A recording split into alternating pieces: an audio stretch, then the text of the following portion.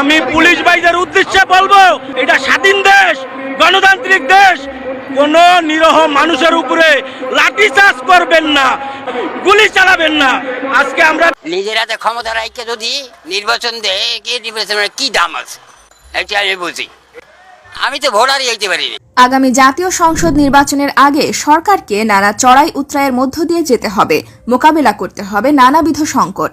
কঠিন থেকে কঠিনতর বৈরী পরিস্থিতি যেমন সরকারকে সামাল দিতে হবে, তেমনিভাবে নিয়ন্ত্রণ করতে হবে তার বিরুদ্ধে হতে যাওয়া সকল প্রকার অপপ্রচারণা। আমি থাকি কি থাকি না, গ্যারান্টি দিয়ে বলছি ইনশাআল্লাহ বাংলাদেশের প্রধানমন্ত্রী শেখ হাসিনা হবেন, এর বাইরে আর শেখ মুজিবের মেয়ে শেখ মুজিবের মতোই কাজ করতেছে। আমি এটাই কমো 100% গ্যারান্টি, ওনারই দরকার। এখন চালের কেজি 80 টাকা 85 টাকা বুঝলাম, কিন্তু খাওয়ান তো সবার ঘরে আছে। 3 বেলা না খাক 2 বেলা তো খায়। আসসালামু আলাইকুম, আপনারা সবাই কেমন আছেন? আশা করছি সবাই ভালো আছেন। আমি আপনাদের কাছে দেখাবো আগামী নির্বাচনকে কেন্দ্র করে কিছু গুরুত্বপূর্ণ তথ্য দিলেন নেতাকর্মীরা, যা আপনারা শুনলে অবাক হয়ে যাবেন। তো আজকের ভিডিওগুলো অত্যন্ত গুরুত্বপূর্ণ। তো আমি আশা করবো যে আপনারা এই সম্পূর্ণ ভিডিওটি দেখবেন, আর এই সম্পূর্ণ ভিডিওটি দেখলেই বিস্তারিত জানতে পারবেন। আর এই ভিডিওটি দেখানোর আগে আপনাদের কাছে আমার ছোট্ট একটি রিকোয়েস্ট, আপনারা যদি আমার চ্যানেলে নতুন হয়ে থাকেন তাহলে নিত্য আপডেট নিউজ সবার আগে পেতে আমার এই চ্যানেলটি সাবস্ক্রাইব করে আমার সাথেই থাকুন। আর এখন চলুন কথা না বাড়িয়ে আমরা ভিডিওগুলো দেখে আসি। বাংলাদেশ শেখ হাসিনার নেতৃত্বে নিজের পায়ের উপরে ভর দিয়ে দাঁড়িয়ে আছে। কারণ দয়া দক্ষিণে বাংলাদেশ চলে না। শামীম ওসমান মানে জ্বালাময়ী বক্তব্য। অনেকে শুধু তার কথা শোনার জন্যই সমাবেশে হাজির হন। সামাজিক যোগাযোগ মাধ্যমেও ব্যাপক ভাইরাল তার খেলা হবে স্লোগান। শনিবারও কানায় কানায় পূর্ণ ছিল নারায়ণগঞ্জ শহরের 2 নম্বর রেলগেট এলাকা। সকাল থেকেই জনসমাবেশে হাজির হন হাজার হাজার মানুষ।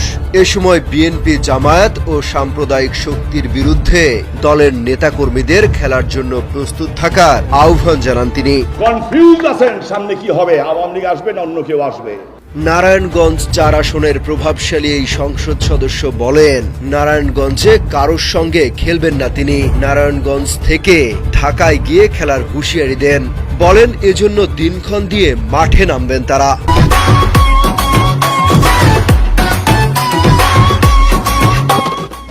এ সময় তিনি গ্যারান্টি দিয়ে বলেন আওয়ামী লীগ আবারও ক্ষমতায় আসবে এবং শেখ হাসিনা আবারও প্রধানমন্ত্রী নির্বাচিত হবেন।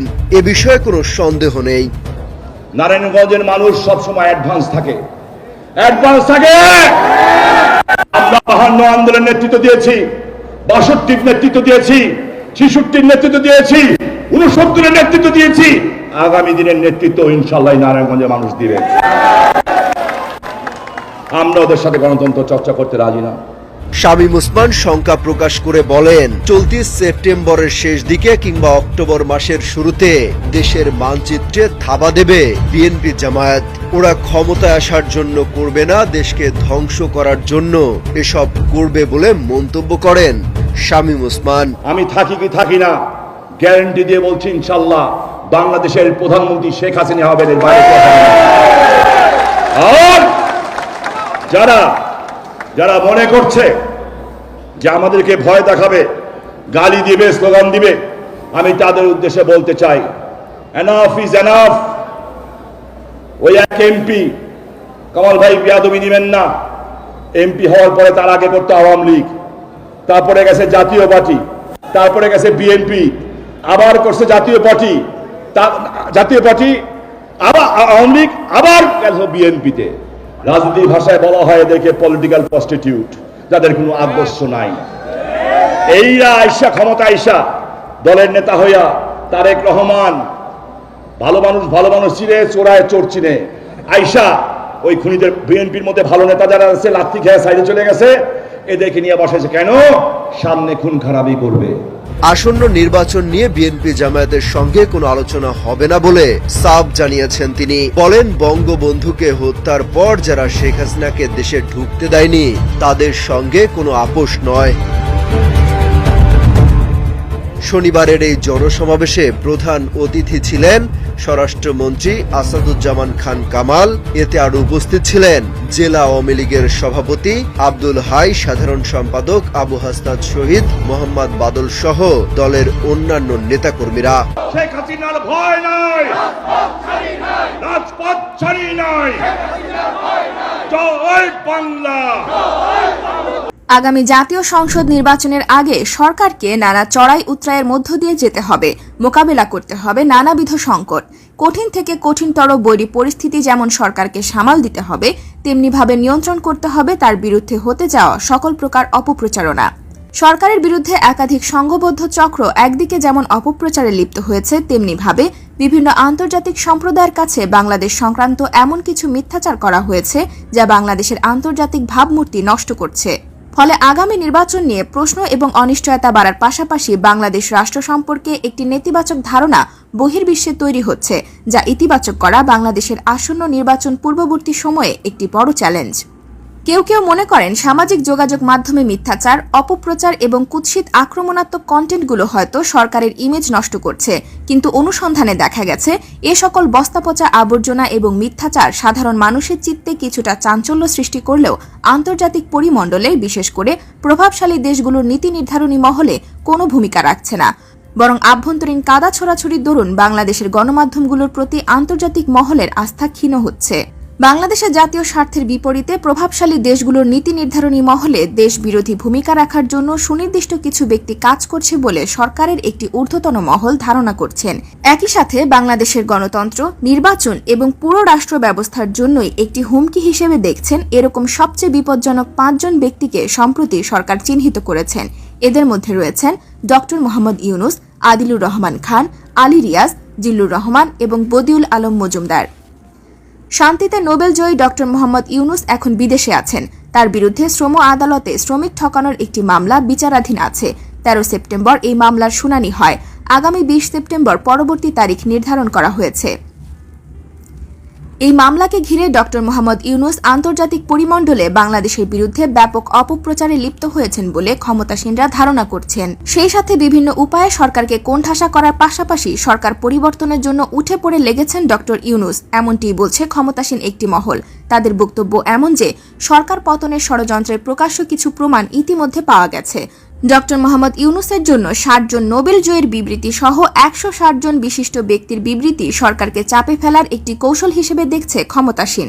এছাড়াও ডক্টর মোহাম্মদ ইউনুসের পক্ষে টুইটার বার্তা দিয়েছেন মার্কিন রাজনীতিতে প্রভাবশালী ব্যক্তি হিলারি ক্লিন্টন, বারাক ওবামা সহ একাধিক বিশ্ব নেতৃবৃন্দ। উনি দেশের মা হয়ে যাওয়া উচিত।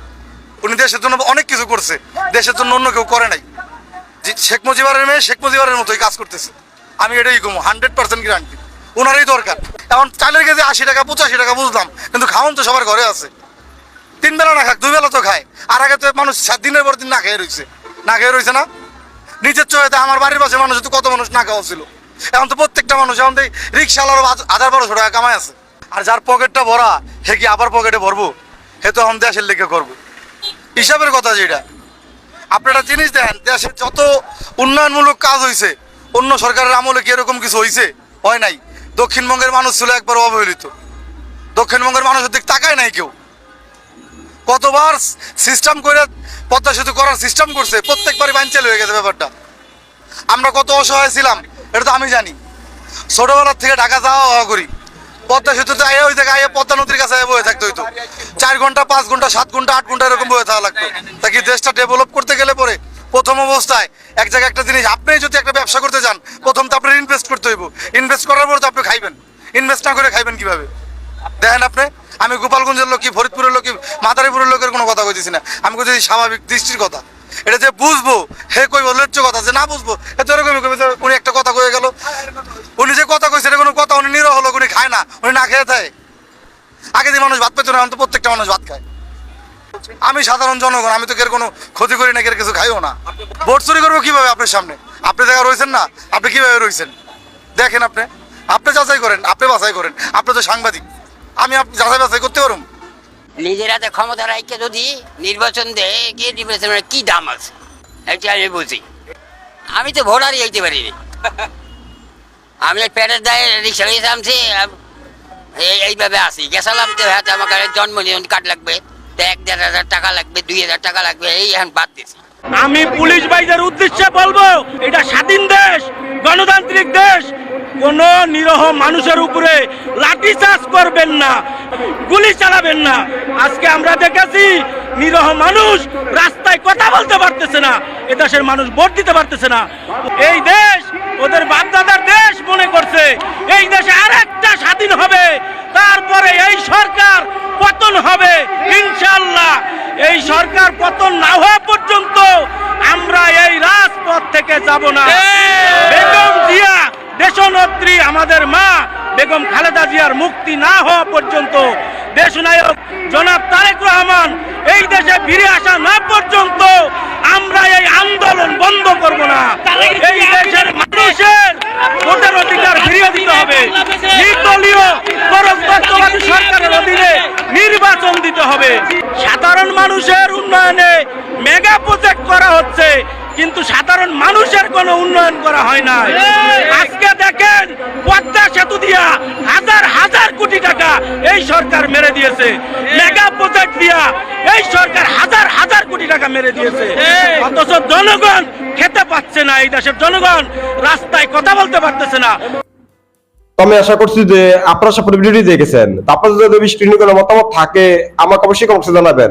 আর আপনারা যদি আমার চ্যানেলে নতুন হয়ে থাকেন তাহলে আমার এই চ্যানেলটি সাবস্ক্রাইব করে আমার সাথেই থাকুন। তো দেখা হচ্ছে পরবর্তী ভিডিওতে। সেই পর্যন্ত সবাই ভালো থাকবেন, সুস্থ থাকবেন। আল্লাহ হাফেজ।